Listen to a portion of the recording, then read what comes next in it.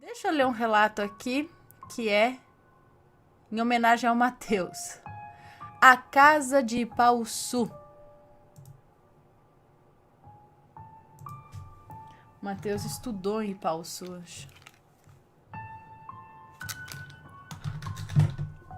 Quando era jovem. Em 2014, me mudei com meu marido e meus 2 filhos para Ipauçu, uma cidadezinha no interior do estado de São Paulo. Alugamos uma casa com 3 quartos, bem grande e espaçosa, na qual tinha um contrato de tempo determinado. A casa era um pouco intrigante. Tinha uma porta de armário, a qual dava acesso para uma escada, que levava para um quartinho que ficava embaixo da casa. Era muito escuro e fechado e ninguém tinha coragem de dormir lá. Então, meus 2 filhos dividiam um quarto ao lado do meu, no térreo. Na mesma semana em que nos mudamos, já era noite e estavam todos dormindo, menos eu. Eu estava esperando pegar no sono. De repente, ouvi o barulho na janela do quartinho, aquele que ficava embaixo da casa, se abrindo. Na hora, eu não lembrei que a janela tinha grades e fiquei com muito medo de ser alguém invadindo a casa. Fiquei esperando ouvir mais algum barulho, como de alguém subindo as escadas, mas eu não ouvi mais nada. No outro dia, pela manhã, fui verificar e a janela estava intacta, fechada. Achei estranho, mas poderia ser alguma coisa da minha cabeça, né? Resolvi deixar pra lá. Com o passar do tempo, fui percebendo que as coisas não estavam normais por lá. Naquele armário onde ficava a porta do quartinho, guardávamos algumas coisas. Certa noite ouvi barulho das portas batendo, sem ninguém mexer. Com muito medo, não contei a ninguém. Em um dia ensolarado, lavando as roupas na lavanderia, vi um vulto branco passando por cima da porta que levava ao quintal. Em outra noite, ouvi o barulho de copos sendo quebrados na cozinha. Mas, como sempre, não tinha nada lá. Tudo normal. Um ano depois, era noite e eu estava na sala.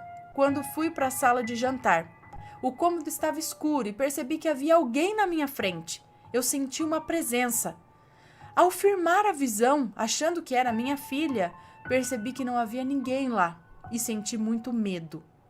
Outra noite, acordei com um barulho forte de alguém andando, como se fosse com botas, na lavanderia, logo abaixo do meu quarto. Nosso cãozinho latia, arranhava desesperado a porta, querendo entrar na casa. Outro dia, vi a sombra de uma pessoa dentro da cozinha e quando fui verificar, não havia ninguém.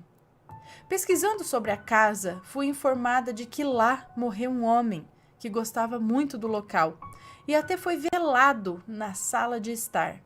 Sabendo disso, tive certeza do que via naquele lugar. Uma noite, antes de pegar no sono, senti uma presença entrar no quarto e de imediato fechei os olhos. Aquilo permaneceu por alguns instantes e sumiu. Na noite seguinte, o mesmo processo seguiu. Fechei os olhos e na mesma hora rezei muito por aquela alma. Nunca mais ouvi algo dentro da casa, só do lado de fora, por exemplo, barulho de passos. Até nos mudarmos. Nunca contei para os meus filhos, com medo de amedrontá-los, visto que tínhamos um contrato e não podíamos nos mudar. Depois de trocar de casa, nunca mais presenciamos algo do tipo. Boa noite, obrigada por contar meu relato. Beijos para você e toda a sua família. Muito obrigada, um beijo para você.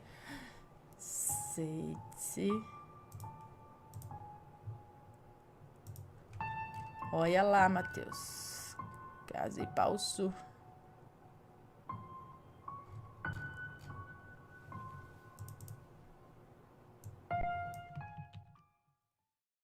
E aí, tá gostando dos relatos? Então o que você acha de deixar um like aí no vídeo, hein? Gosta dos relatos? Deixa o seu like, mesmo que seja nos cortes.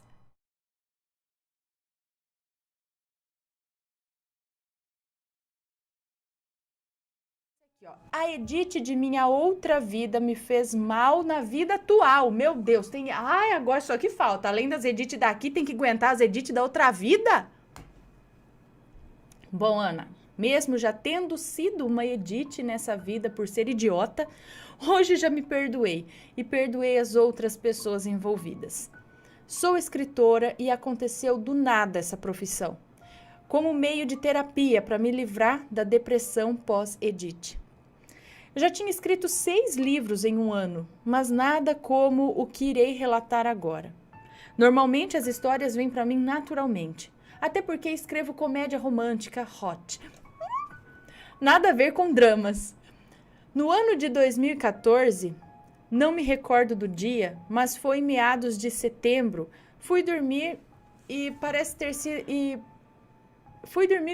sido levada para outra época. Ana, era como se eu só pudesse observar e não me envolver. Mas tudo o que acontecia com Leonor, eu sentia, mas só percebi depois isso. O primeiro dia. Me vi em um evento em meados de 1830, em Portugal. Como você sabe que é 1830? Em Portugal, pessoas bem vestidas e mulheres muito bonitas. Em meio a elas, meus olhos fixaram-se em Leonor, loira, magra, alta e com grandes olhos esmeraldas. Ela sorria para um elegante rapaz que a cortejava. De repente, fui levada como se piscasse e subindo em sua charrete, indo para sua nova casa, uma grande fazenda em Minas Gerais. Isso mesmo, no Brasil. Mas aí já era 1926. Como você sabe a data exata? Como poderia isso? Eu rever as mesmas pessoas em épocas diferentes? Não entendia direito, mas acompanhava a história que me era revelada aos poucos. Acordava sempre cansada, como se cada parte do meu corpo doesse. No segundo dia. Ainda pensando no que sonhei no dia anterior e tendo feito todas as anotações que me vinham ainda mais claras no meio do dia, deitei e achei que nada mais aconteceria. Mas, engano meu. Aconteceu que aquele dia o sonho continuou no mesmo momento que havia parado na noite anterior.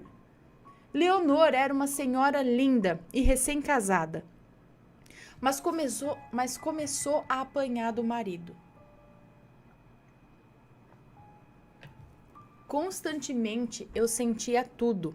Cada golpe que ele lhe dava, eu estava vivenciando aquilo. No sonho eu a via apanhar e quase desmaiar de tanto sofrimento. Via próximo do marido uma sombra negra que sussurrava em seu ouvido. Isso foi se passando por dias, Ana. Toda noite o sonho continuava. E no 16º dia foi-me revelado a Edith. Sim, até no sonho pode haver uma. A tal se dizia prima do marido de Leonor, que tinha um caso com seu marido e foi ficar com ele por um tempo, dizendo querer ajudar e cuidar da sua nova prima, que estava fraca e doente. No 19º dia, vi uma cena diferente. Toda vez que ele batia em Leonor, antes de Edith chegar, ele a obrigava a cumprir seus deveres de esposa, se é que me entendem. Mas a cena que vi nesse dia mudou tudo. Leonor recebia do médico a notícia que estava grávida e seu marido se transformou totalmente. E agora a cobria de amor. E Edith queria morrer porque sabia estar perdendo o controle sobre o seu amante. No 20º dia, depois de me bater desse jeito, eu queria que saísse e pastasse. Eu tô grávida, eu vou cuidar sozinha dessa criança. Suma da minha frente. Bom, no 20º dia, vi outra cena e isso me intrigou. Vi Edith na casa de uma senhora pegando um frasco e reclamando, porque a última poção que havia lhe dado não estava mais fazendo efeito. A senhora disse a ela que a gravidez da senhora da casa quebrou seu feitiço de encanto, pois só um amor verdadeiro quebraria algo tão forte como ela preparara. Mas dessa vez a poção não era para ele, sim para matar de vez Leonor, lentamente junto a seu rebento. Fiquei atônita ao acordar. Na verdade, eu não acreditava que estava tendo todos esses sonhos consecutivos, mas levei como algo de minha consciência, sei lá, só para escrever algo diferente, né? Algo do tipo. No 22º dia, dormi de sábado para domingo e, acredite, dormi por mais de 13 horas seguidas. Creio que tinha muita coisa para me ser mostrado. E vi tudo. Toda noite o marido de Leonor a enchia de atenção e amor. Ele já a amava demais, sonhava com o nascimento de seu filho. Não dava mínima para a prima e ficava quase todo o tempo ao lado da esposa, que ficava na cama para tomar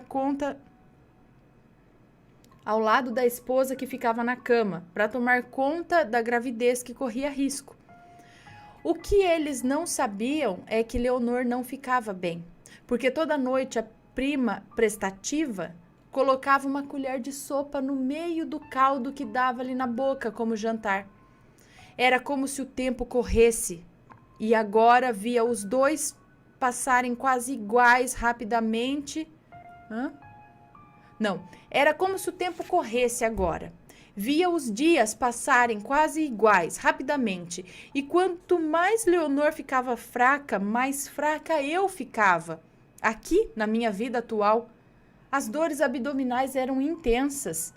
Acordei abruptamente com dores fortíssimas e fui para a Santa Casa, toda amarelada. Fui medicada e descobriram que eu estava com infecção generalizada e pancreatite por conta de uma pedra na vesícula que andou. Adormeci com os medicamentos no 23º dia no hospital, sem saber ainda da gravidade dos fatos. Mas nesse sonho vi Leonor morrer lentamente e todo o sofrimento de seu esposo, que se autodestruiu depois disso, se matando. E a Edith? Ficou com a fazenda e morreu mais tarde, assassinada por um amante dela. Antes de acordar de vez aquele dia, me foi falado no ouvido: calma, isso não vai lhe acontecer de novo. Estamos aqui te protegendo, querida. Acordei e ouvi os médicos dizendo à minha mãe e à minha irmã que talvez eu não passasse daquela noite, pois a minha amilase estava em quase 800, órgãos parados e icterícia por causa da paralisia do fígado. Minha mãe se aproximou e eu, ainda fraca, a vi chorar. Eu peguei a mão dela e lembrei da frase que tinha acabado de ouvir em meus ouvidos e disse: mãe, calma, ainda não é a minha hora. Acredite em mim, ainda não vou desencarnar. Disse a ela, tentando confortá-la. Levei mais 2 meses no hospital, mas hoje sou outra pessoa, mais consciente e saudável. Agora vem a pergunta, Ana. E os 20 e tantos dias de sonhos contínuos eram as minhas vidas passadas? Será que a minha doença de agora veio de reflexo de tudo que revivi esses dias de sonho? Ou será tudo uma grande coincidência e uma boa história para escrever em mais um de meus livros? Não sei, mas as dores foram intensas e, por mais incrédula que eu pudesse ser, como explicar que Leonor morreu de hemorragia interna pelos venenos e eu acabei no hospital com infecção generalizada? Não sei mesmo, mas fica aí mais um caso inexplicável da minha vida. Olha, é muita coincidência. Eu nunca vi 22 dias seguidos de sonho. E completando ainda, como se você parasse um filme, desse pause, aí você fazia, aí você volta, dá o play, aí você dá o pause e você passa pra frente. Nada, dá uma boa história isso aí também. Acho que você podia aproveitar e já escrever o livro, baseado em sonhos reais.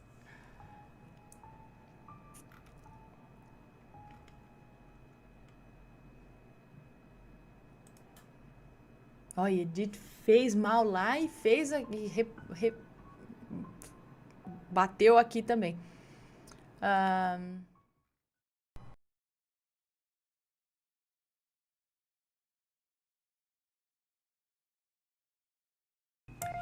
Próximo relato. A Mulher de Vermelho. Lady in Red.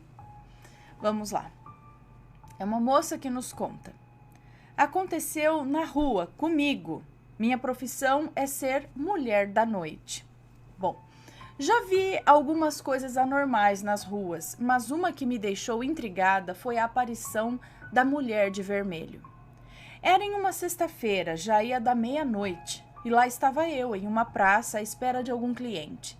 Eu estava empolgada para ganhar algum dinheiro, para poder pagar a rua. Um adendo aqui. Na vida da rua, ou você paga para descer, ou você enfrenta outras garotas para tomar a rua. É uma vida de batalhas e humilhação. E como eu sou uma garota tímida que não gosta de brigas, sempre pago a uma dona da rua para poder descer e evitar desavenças com as outras garotas. Entendi. Então tem a rua ali, tem uma dona. E, né, alguém que comanda aquela rua, que às vezes é uma rua onde tem um bom movimento. E aí, se uma garota de programa quer fazer programa ali pelaquela rua, ou ela enfrenta as outras e pode arranjar uma briga ali, porque por que você tá fazendo na minha rua? A rua não é tua, a rua é livre, e não sei o quê, papapá, começa a discutir, a coisa pode ficar feia. Ou então você paga a moça como um aluguel para você usar a rua dela, né? A dona da você fala, ó, posso ficar essa noite aqui, te dou tanto, e aí você pode... Entende? Eu acho que é isso, beleza? Então ela prefere pagar e não ter briga, desavenças, ok. Dito isso, lá estava eu na praça à espera de surgir algum cliente naquela noite fria. Eu já estava ficando desesperada, pois eu cheguei na rua às 8 da noite e não tinha feito nada ainda. Eu fumava e bebia, preocupada de não conseguir a grana para pagar a cafifa. Seria cafetina, algo assim? Pois para mim o mais importante era pagar ela primeiro, para depois poder trabalhar em paz nas ruas, sem desavenças. Entendi. Mas nada de cliente, nem sequer um vulto tinha na rua. Foi quando eu avistei de longe uma moça linda, de cabelos longos e negros, com um olhar penetrante e com um cheiro de rosas, que me deixou encantada. Ela andava do outro lado da praça, descalça, com uma saia longa de cor vermelho sangue. Ela de imediato olhou para mim e com um sinal me chamou. Eu, como também sou curiosa, fui ao encontro dela. Ela dava risada e dançava enquanto eu me aproximava. Quando cheguei perto dela, ela parou e acendeu um cigarro. Então me disse o seguinte: garota, você anda aflita? Quer a minha ajuda? Eu, como estava sem entender nada, apenas respondi: com o que você pode me ajudar? Ela deu uma gargalhada que me deixou arrepiada. E do nada começou um vento forte. As árvores que tinham do outro lado da praça chacoalhavam como se tivesse um bando de macaco pulando na árvore. Eu fiquei assustada. Ela parou de rir e o vento e as árvores também pararam. Então ela me respondeu com um tom de ira: você acha que eu não posso te ajudar, garota? Eu, que sempre estou de olho em você? Eu sempre estou ao seu lado, menina. Eu, toda arrepiada e assustada, concordei em aceitar a sua ajuda. Foi quando ela abriu um sorriso e me falou: bela escolha, garota. Olhe o que você tem que fazer. Acenda um cigarro e vá em uma rua em T, tipo uma encruzilhada, e coloque ele lá.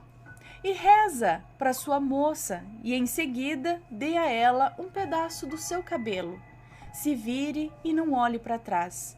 Quando você faturar seu primeiro dinheiro, compre a ela um champanhe, uma rosa vermelho sangue e velas vermelhas e entregue a ela no mesmo local.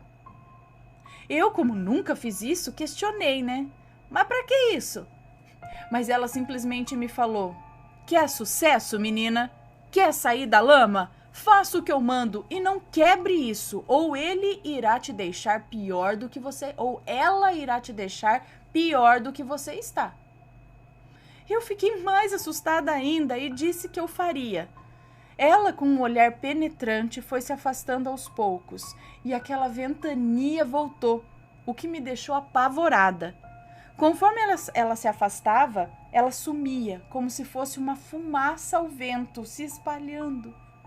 Meus olhos se arregalaram e eu saí dali depressa.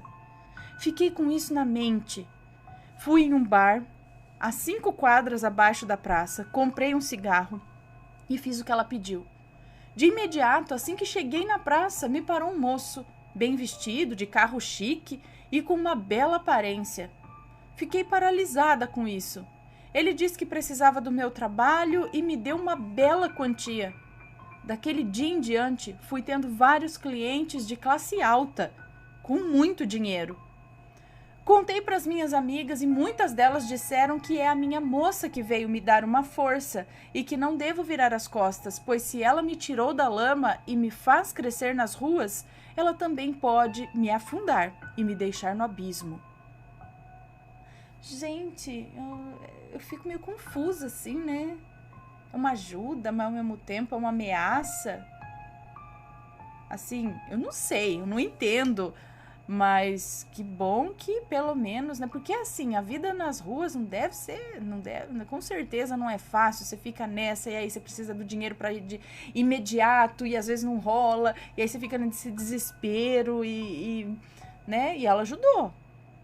Mas sempre tem uma troca, né? O lance é a troca. E um quezinho de ameaça. Eu não sei, eu fico com medo. Bom, vamos lá para...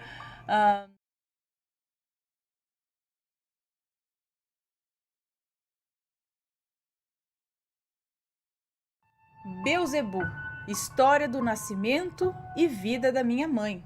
Opa, vamos lá ver. É uma moça que nos conta. Minha bisavó era uma índia bruxa, quimbandeira, de uma religião mista com catimbó jurema. Com catimbó e jurema, isso? Eu não sei explicar muito bem. Ela dava consultas para ajudar as pessoas. Ela tinha um espelho, o qual mostrava a vida inteira da pessoa, e ela viu nesse espelho sobre a mulher do meu avô, a minha avó. Viu que ela mexia com bruxaria, magia negra, e tinha feito um pacto com o príncipe Beelzebub. Aquele que todos dizem ser o diabo, com os pés de bode, tronco humano e cabeça de bode. Nesse pacto, ele, o Beelzebub, pediu uma filha menina a ela. Então ela deu, e essa menina era minha mãe. Ela nasceu dentro do cemitério num ritual. Gente, judiação! Nesse ritual, ele... Bom, acho que eu não posso falar isso aqui, mas o próprio vinha né, então. Depois ele a recusou e levaria a minha avó no lugar dela. Ele recusou, tipo, o próprio Beelzebub veio, tipo, lambeu ali o sangue, enfim. E aí ele recusou a menina e falou que ia levar a minha avó no lugar dela. Quem estava parindo, é isso? A avó é que estava parindo a mãe dela. Pois bem, aconteceu como a minha avó e seu espelho previram.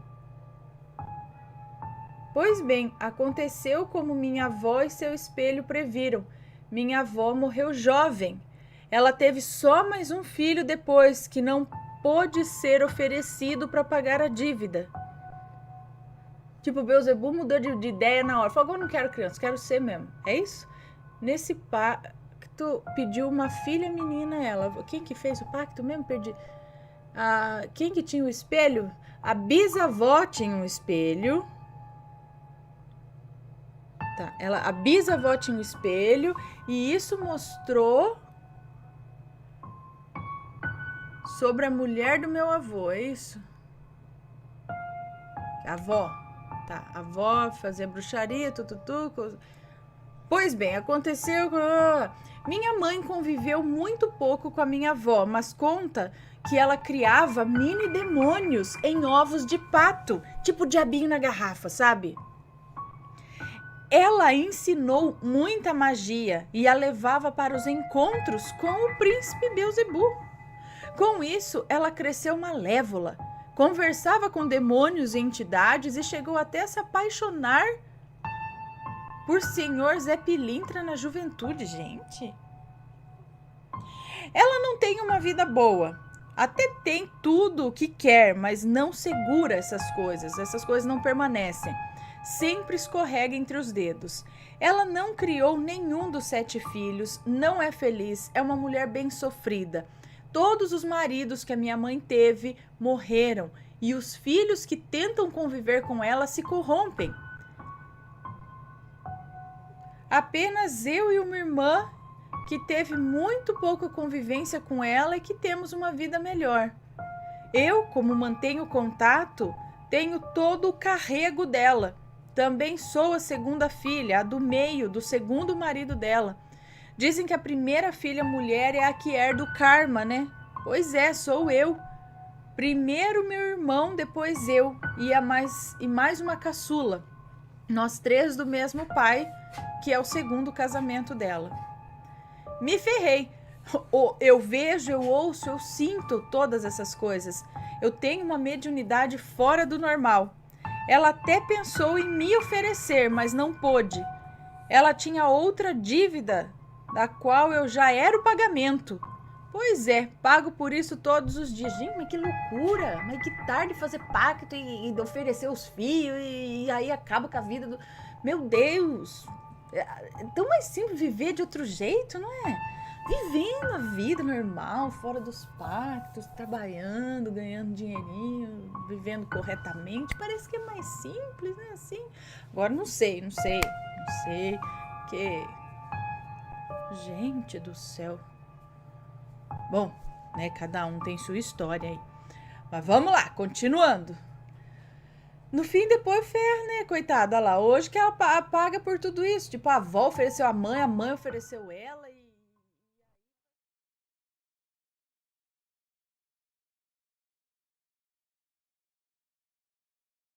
Tá bom? Mas vamos ao relato agora, que é Capela do Cemitério Soledade e as Almas Desesperadas. Olá, Ana. Boa noite. Me chamo Fulano. Sou de Belém do Pará. Tenho 42 anos.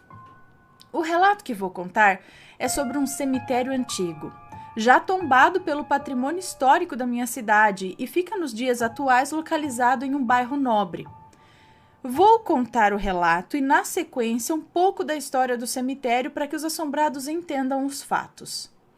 Este relato não aconteceu comigo. Foi contado pela minha avó, que ouviu quando jovem e nos repassou nos dias em que sentávamos com os vizinhos na porta de casa para jogar conversa fora, já tarde da noite. Nessa época, eu tinha aproximadamente 9 anos.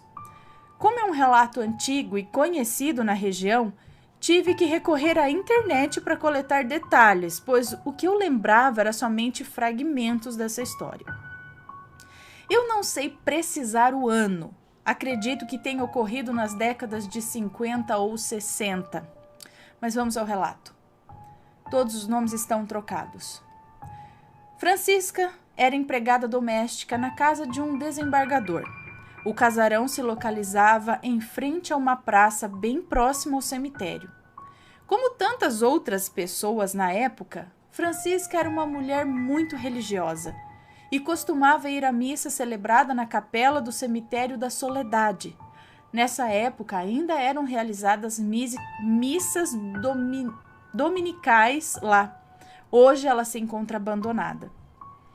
Em um certo domingo, após um longo dia de trabalho no dia anterior e uma noite de sono pesado, Francisca acordou sobressaltada e crente que tinha perdido a missa das 6 da manhã. Arrumou-se depressa e saiu rumo à capela, sem olhar no relógio da sala da casa dos seus patrões. Como sua condição não permitia que apanhasse um táxi, a doméstica ia sempre a pé.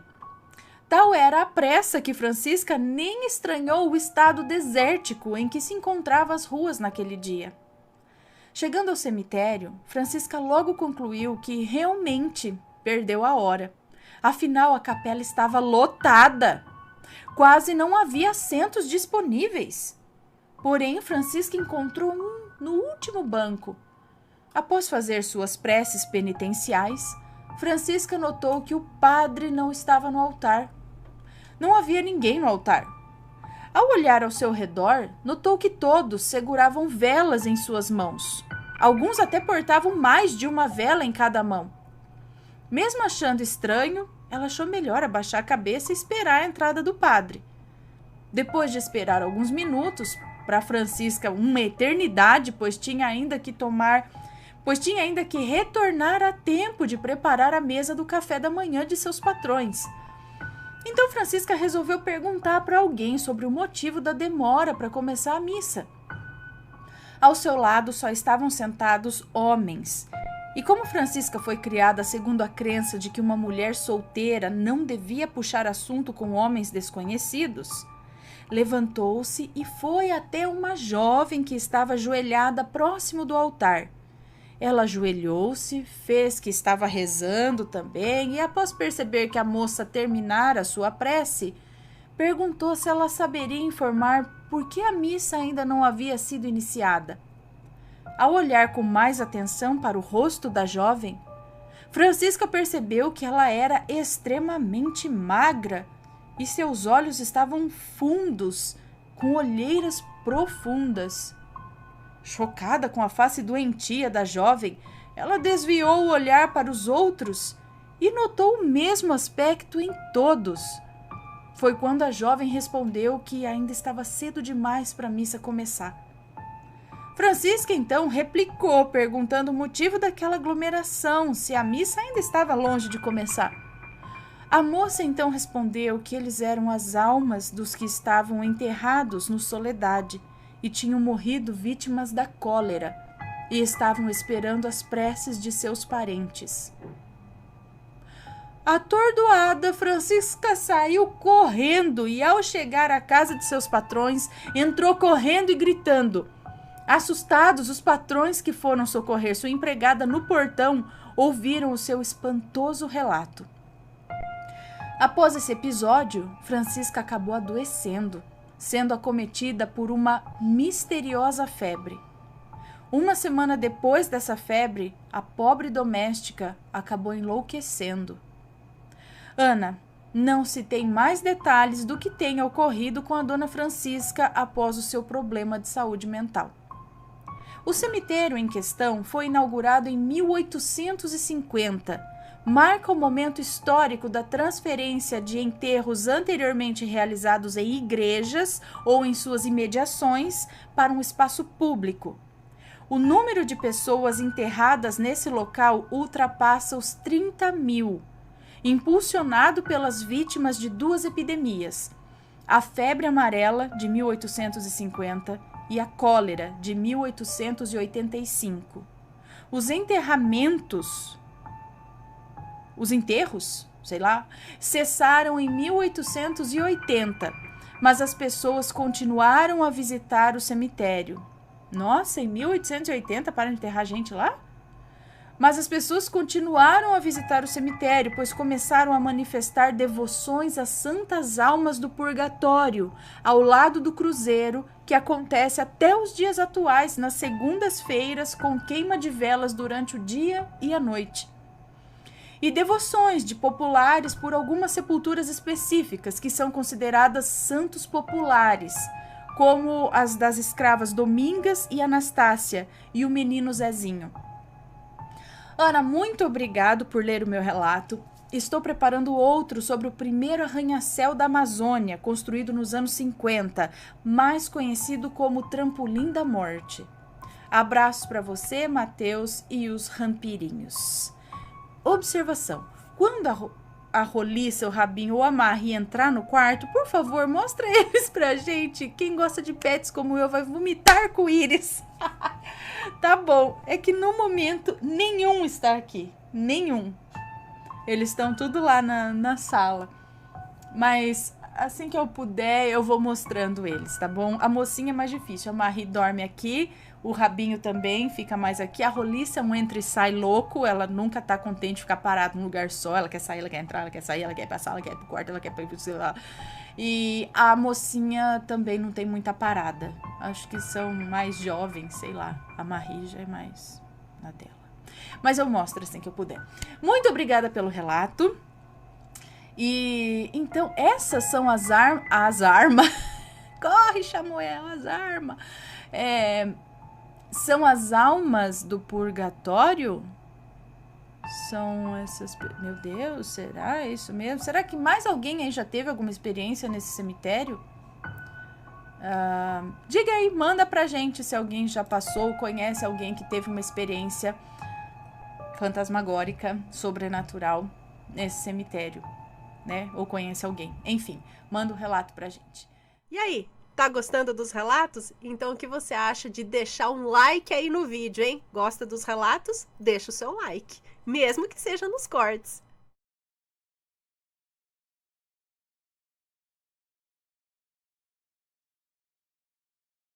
Ela achava que ainda estava viva. Vamos ver. Oi, Ana. Oi, assombrados. Sou super fã do canal há muitos anos e como nunca sei se meu relato vai ser lido, vale dizer que sou completamente viciada nos relatos desde que se chamava Histórias Assombradas. Fico muito feliz pelo sucesso de vocês merecem muito. Muito obrigada. Me chamo Fulana e, como de costume, sei que vai me chamar de Fulana. Tenho 28 anos e meu relato é um pouco longo, mas vou tentar ser objetiva. Os nomes que aparecem no relato estão trocados. Leia tranquila. Muito obrigada. Antes, preciso dizer que a minha mãe me criou na doutrina espírita e desde que me entendo por gente, vejo e sinto muitas coisas que ninguém mais vê. Assim como minha mãe e minhas tias, eu sou médium, mas nunca cheguei a aprimorar e trabalhar isso, principalmente por falta de tempo. Talvez um dia eu faça. Por ser médium e minha mãe ter me ensinado a não ter medo e tratar como algo natural, eu sempre amei histórias de gente que via o que eu via e sentia o que eu sentia. E sendo assim, sempre devorei livros espíritas e psicografados. Pois bem, um dia eu estava lendo uma psicografia de um homem que morreu sozinho em casa e não sabia que tinha morrido. E eu achei até engraçada um pouco a situação, mas tudo bem. Eu tinha uma tia-avó bem velhinha, a tia Kika. Eu acho que ela era velhinha desde que era nova. Eu acho que ela era velhinha desde que era nova. De verdade, eu não consigo imaginá-la sem aquele cabelo bem branquinho e mãos enrugadas, cheias de manchinhas. E daí ela faleceu. Não me lembro do que, mas eu devia ter uns 9 anos. Mais ou menos, na época em que ela faleceu. Bom, o tempo ia passando e às vezes, em algumas reuniões de família, no decorrer dos anos, algo estranho acontecia. Um copo estourava, uma porta batia sem ter sido com o vento, algo batia as janelas, alguém via uma pessoa idosa andando pelo corredor, sendo que não tinha ninguém. Observação 1. Não que isso acontecesse sempre, mas acontecia eventualmente. E observação 2. Já falei que boa parte da minha família tem uma mediunidade, né? Bom, e sempre me vinha à cabeça a imagem dessa minha tia-avó quando essas coisas aconteciam, mesmo que anos após a sua morte. Bom, eu nunca entendi o porquê dessas associações. Um dia, quando eu tinha em torno já de uns 15 ou 16 anos, mais ou menos, eu estava na casa da minha tia, Ana, no quarto dela, que ela estava arrumando, e começamos a falar sobre histórias sobrenaturais. Como sempre falávamos, né? E de repente começamos a falar dessa tia Kika. A tia Ana disse que a tia Kika sempre vinha visitar ela, que sempre sentia a presença dela na casa, que era gigante a presença dela. Às vezes via uma cabecinha branca andando pelos corredores e tudo mais. E eu falei, nossa tia, mas você sabe que eu também já senti uma presença aqui? E a minha tia disse, sim, eu acredito que é ela, porque é a imagem dela que vem à minha cabeça. Eu olhava para o sofá que a minha tia tinha no quarto e sabia que a tia Kika estava sentada lá. Eu a via com a minha cabeça, não com os olhos. Eu não sei explicar. Então, por algum motivo, me veio a lembrança da história que comentei no início do relato. E então, sem conseguir segurar, eu falei, Nossa, um dia eu estava lendo um livro e vi a história de um moço que morreu e não sabia disso. Imagina que tragicômico! E aí eu comecei a dar risada, porque eu sempre achei essa história um pouco engraçada. Mas de repente eu tive uma sensação de desespero e meu riso começou a se transformar em choro. Até hoje, escrevendo isso, eu sinto essa agonia que eu senti aquele dia. E eu comecei a chorar copiosamente. A tia Ana, preocupada, me perguntou por que eu estava chorando daquele jeito. E eu disse, eu não sei. E chorava, e chorava, e chorava, e olhava para o sofá. Quando eu disse isso, veio na minha cabeça repetidamente a frase: eu não morri, eu tô aqui, eu não tô morta, vocês não me veem? E repetia sem parar isso. Minha tia Ana, como espírita, deve ter entendido e sentido o ar pesado e colocou as mãos na minha cabeça e começou a rezar o Pai Nosso repetidas vezes, pedindo para os irmãos de luz ajudarem naquele momento. Eu olhava para o chão, chorando e chorando, e então eu senti uma vibração muito boa e muito forte. Eu sentia como se tivesse umas 6 pessoas no quarto, ali, em volta da gente, vestidos de branco. E eu tive a impressão de ver a cena toda de fora do meu corpo. Gente, estranhíssimo, mas foi assim. Eu via todos eles acalmando a tia Kika, que de fato estava lá. Pegaram a mão dela e então todos, inclusive a tia Kika, sumiram, subindo rapidamente. Eu me acalmei, parei de chorar naquele momento e voltei a ver tudo do lugar que deveria, de dentro do meu corpo.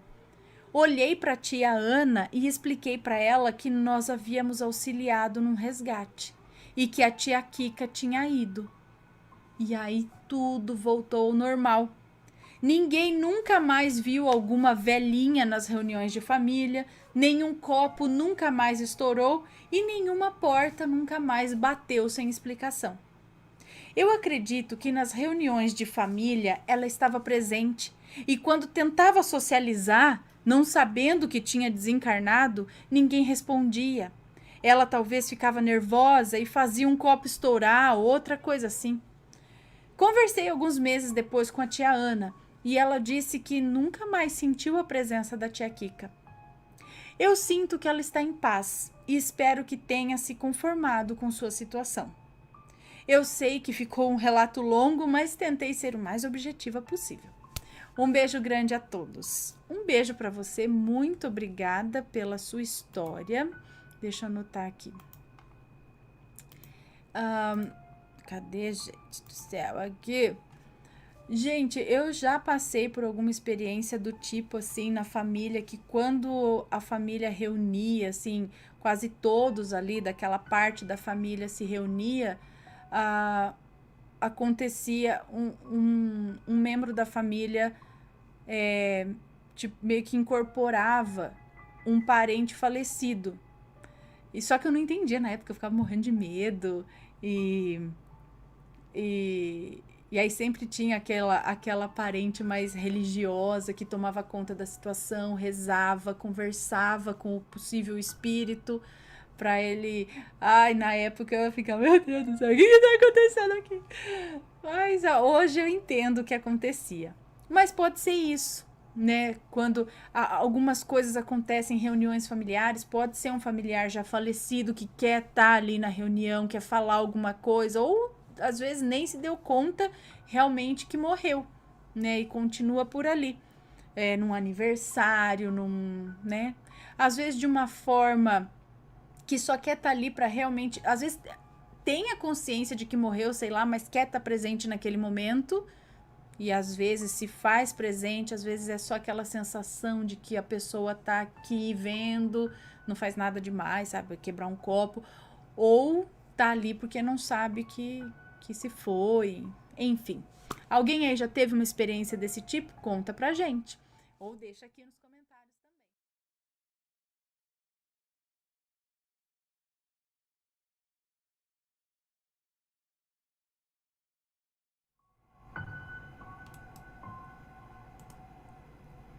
Minha aliança deve ter ido para Sete Além. Vamos ler, curtinho. Olá, Ana, adoro tudo do canal. Podemos dizer que sou fã. Bom, meu relato é um express. Eu trabalho por escala, então os meus finais de semana são intercalados. Trabalho um sim e outro não. E em um final de semana de folga, no domingo, eu fui lavar a louça e tirei a aliança para que não estragasse os detalhes dela. Coloquei ela em cima da mesa, meu namorado chegou e acabei esquecendo de colocá-la de volta. E domingo findou-se. Na segunda, tinha alguns compromissos e como só trabalho à noite, decidi resolver tudo logo, pois onde moro está muito quente e precisaria dormir à tarde. Então arrumei tudo e fui. Antes de sair, pensei como que eu vou andar. Antes de sair, pensei como vou andar. Possivelmente vou ficar com a mão inchada. Pensei, como eu vou andar? Possivelmente vou ficar com a mão inchada. Vou ficar com a mão inchada. À noite eu coloco antes de ir trabalhar. Então deixei ela lá em cima da mesa. Eu vi a aliança lá, eu juro. E à noite, na hora que fui trabalhar, a aliança não estava lá. Procurei em tudo que é lugar, debaixo de todos os móveis, fogão, banheiro, tudo quanto é lugar. Todo mundo fala que se eu deixar ela lá, uma hora eu vou encontrar. Já pedi para São Longuinho e espero encontrá-la. Sei que ela é só de compromisso, mas é minha aliança e eu quero muito encontrar. Foram as almas de Guiana. O povo de Sete Além, eu não sei, eu falei, eu vou começar a fazer um achados e perdidos do além aqui. Vai que apareceu na casa de outra pessoa. Sabe como ela pode voltar? Muitas vezes as coisas voltam assim, quando desaparecem aí, cair. Você escuta caindo, não sabe de onde, e aí ela volta assim, pá, caindo. O que aconteceu esses dias? Acho que alguém me contou que não sei o que sumiu, aí escutou cair e olhou, eu falei, não é que é assim mesmo que muita coisa reaparece? Caindo, parece que materializa aqui de novo e cai. Ou em cima do guarda-roupa, embaixo da cama. São lugares que também voltam a aparecer as coisas. Às vezes dentro da geladeira.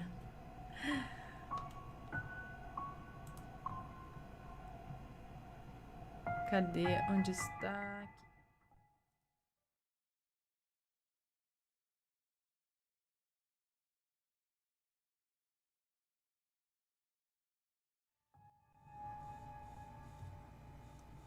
Ah, tem uns que eu não achei. O bicho que matou meu vô dormindo.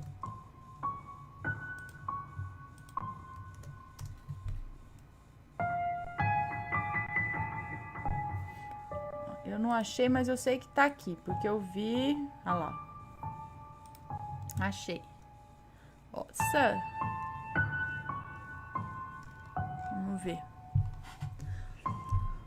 É uma moça. Olá, Ana. Meu nome é Fulana. Tenho 18 anos e moro em São Paulo. Eu sigo vocês há muito tempo, desde que começaram o canal. Sou muito fã de vocês. Aliás, teve até um dia que o Matheus me respondeu no Snapchat e eu comecei a chorar de emoção, de tão feliz que fiquei. Ai, gente, imagina. Dou pulos de alegria quando você me responde no Superchat. O relato não terá nome, se tiver já alterei eles. Fique tranquila para contar. Ok, obrigada. O relato não aconteceu comigo e sim com a minha prima e meu priminho. Eu desconfio que meu priminho seja médium, pois ele costuma ter experiências sobrenaturais e ele só tem 4 anos. Mas vamos do início. Meu avô morreu já faz 3 anos, eu acho. Mas tudo aconteceu quando meu avô iria viajar para o Espírito Santo, encontrar sua família, só que acabou não dando muito certo a viagem, pois ele se atrasou para pegar o ônibus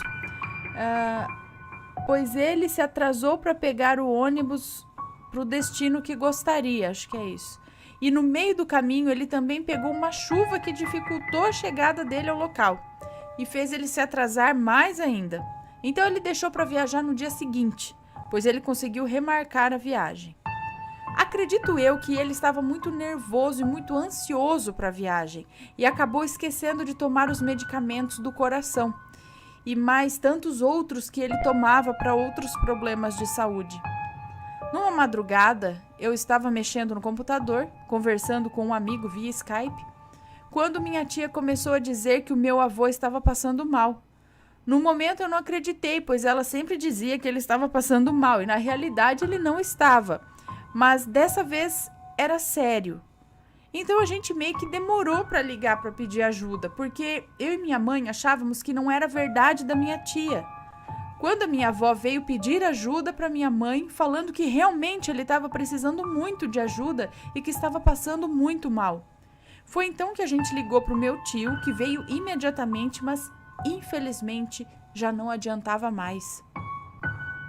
Porque meu avô estava com uma parada cardiorrespiratória muito forte. Mesmo com meu tio fazendo massagem cardíaca nele, ele não conseguiu reagir e acabou falecendo. Depois da confusão toda que foi a morte dele, eu entrei no quarto e vi ele deitado com uma cara de espantado. Porque ele morreu com falta de ar. Confesso que eu fiquei muito assustada com isso. E nessa hora caiu minha ficha de que tudo tinha acontecido, então comecei a chorar muito. Depois da confusão toda que foi a morte dele, eu entrei no quarto e o vi deitado com uma cara de espantado, porque ele morreu com falta de... não era o espírito, era ele mesmo, que já estava morto, é isso? E ele estava com uma expressão... Entendi. Aí que caiu a ficha de tudo que tinha acontecido e ela começou a chorar muito. Passaram-se os anos e meu priminho não soube como meu avô morreu. Um dia minha prima estava vendo desenho com ele no quarto dela e o quarto dela dava de frente para a cozinha. A porta estava aberta, então dava para ver a cozinha e uma parte dos corredores que davam para a sala e para os outros quartos. Ele estava tranquilo vendo desenho com ela e foi quando, do nada, o meu priminho começou a olhar fixamente para a cozinha e começou a cutucar minha prima. Irmã, tem alguém aqui em casa. Lu, o que você viu? E ele só continuava cutucando ela e dizendo que tinha alguém em casa. Minha prima, já sabendo que ele presencia coisas sobrenaturais, começou a ficar assustada e ficou perguntando para ele onde tinha alguém. Onde este alguém ou essa coisa estava. Pois ela estava sozinha em casa com meu primo e ela achou que fosse algum ladrão. Mas ele continuava cutucando ela e dizendo que tinha algo preto na cozinha. Então minha prima fechou a porta do quarto e não quis saber o que era, porque ela sabia que ela ia ficar com muito medo. Então imediatamente ela ligou para a mãe dela e para o padrasto dela, porque ela achava que era um ladrão. E eles vieram imediatamente para casa. Minha prima ainda não queria saber o que meu priminho havia visto. Passou-se um tempo e minha tia ligou para a sogra dela. E meu priminho resolveu contar o que aconteceu para a avó dele, a sogra da minha tia. Ele disse que ele olhou para a cozinha e viu uma pessoa totalmente escura, de preto, um ser todo de preto. Ele ficou muito assustado e logo após isso ele disse que aquela pessoa, aquele ser que ele havia visto, era o bicho que matou o meu avô dormindo. Ele disse com essas palavras, Ana, que ele viu, que o que ele viu foi o bicho que matou o meu avô dormindo, que matou o meu avô enforcado. Ana, como ele sabia disso, sendo que ninguém havia contado a ele o que aconteceu com meu avô? Será que era realmente verdade que meu avô morreu com algo sobrenatural enforcando ele? Eu desconfio muito, porque meu avô sempre recebia visita do meu tio e sua esposa, e eles não tinham uma energia boa, sabe? Só de entrar no quarto do meu avô eu sentia aquele clima pesado. Fora que eles mexiam com energias ruins. Então, acho que o que meu priminho viu pode ser verdade. Bom, Ana, até hoje, só de lembrar dessa história eu me arrepio toda. Aninha, tenho vários outros relatos para contar para você sobre esse meu priminho e outros que acontecem comigo, mas fica para próxima. Eu vou mandar eles depois e se você quiser contar como bônus, ficarei muito feliz. Os outros relatos acho que são de médio para pequeno, então pode contar como bônus. Esse foi o meu relato, espero que goste. Tudo de bom para você, sua família, os bebês rampirinhos. Amo muito vocês, muito sucesso. Espero ganhar algum sorteio de superchat. Um beijo, muito obrigada. Nossa, será que foi algo sobrenatural? Alguma sombra negra que chegou e sufocou até a morte? Por isso que ele estava também com uma expressão de assustado?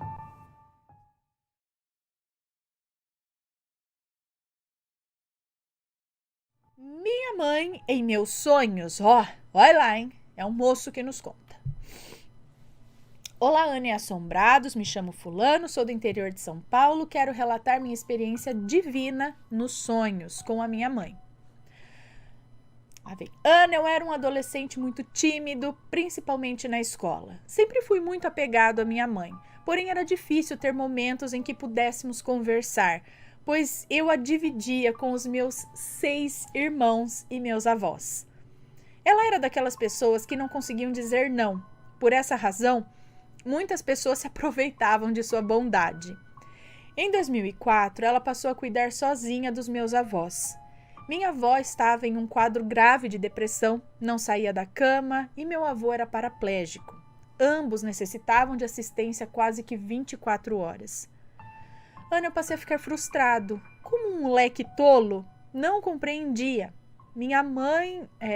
Como um moleque tolo, eu não compreendia minha mãe e essa frustração de não mais conseguir tê-la por perto. Isso foi me transformando em um moleque mal educado, respondão e nervosinho. Os meus tios, que só apareciam para abocanhar uma parte da aposentadoria do exército e da PM do meu avô, viviam dizendo para minha mãe me bater.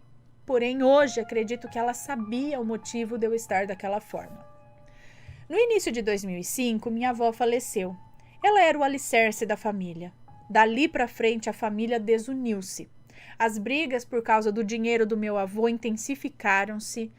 Minha mãe acabou adoecendo de forma rápida e soube mais tarde que foi devido a um remédio para perda de peso que uma vizinha que trabalhava na universidade da cidade trazia sem prescrição médica. Para tentar mudar de vida, nos mudamos da casa da família, porém alguns meses depois o meu avô pediu para vir morar conosco, já que minha mãe era a única que não ligava para o dinheiro dele. Ana e assombrados, não falo isso por ser minha mãe, pois os meus próprios tios diziam o mesmo. Somente uma tia, que pode até ser encaixada como uma maledite, que curiosamente era mais bem de vida de nós, acusava minha mãe de roubar o dinheiro do meu avô. Após esse episódio, as coisas pioraram. Minha mãe acabou voltando a morar na casa do meu avô, já que nossa casa era pequena. Não morávamos longe, apenas uns 300 metros, em uma rua próxima ali. E aquilo me abalou. Eu estava mal na escola e mais isolado de todos ainda, e irritado. No início de 2006, minha mãe deu entrada no hospital após passar mal. Eu lembro de tudo daquela sexta-feira. Meu último contato em vida com ela foi no hospital. Eu lembro de caminhar até o seu quarto, vendo várias alas com doentes. Aquele ambiente me causou um mal-estar tremendo. Ao ver a minha mãe em situação tão deplorável, magra, com os olhos fundos, me assustou, mas continuava ostentando o seu sorriso. Aquele sorriso que uma mãe dá ao seu filho, dizendo que está tudo bem. Porém, eu sabia que não estava nada bem. Um dia antes de completar 1 ano da morte da minha avó, eu perdi a minha mãe. Recordo a sensação de como se algo se rompesse dentro de mim, como uma torre desabando. A tia Maledite apareceu no velório aos prantos. Eu pensei que fosse um showzinho, mas percebi que eram lágrimas verdadeiras. De alguém que sabia que fizeram mal à sua própria irmã e até hoje sente remorso por ter dado os remédios à minha mãe e acusá-la de roubo. Foi a irmã que deu. Eu tinha entendido que foi uma vizinha.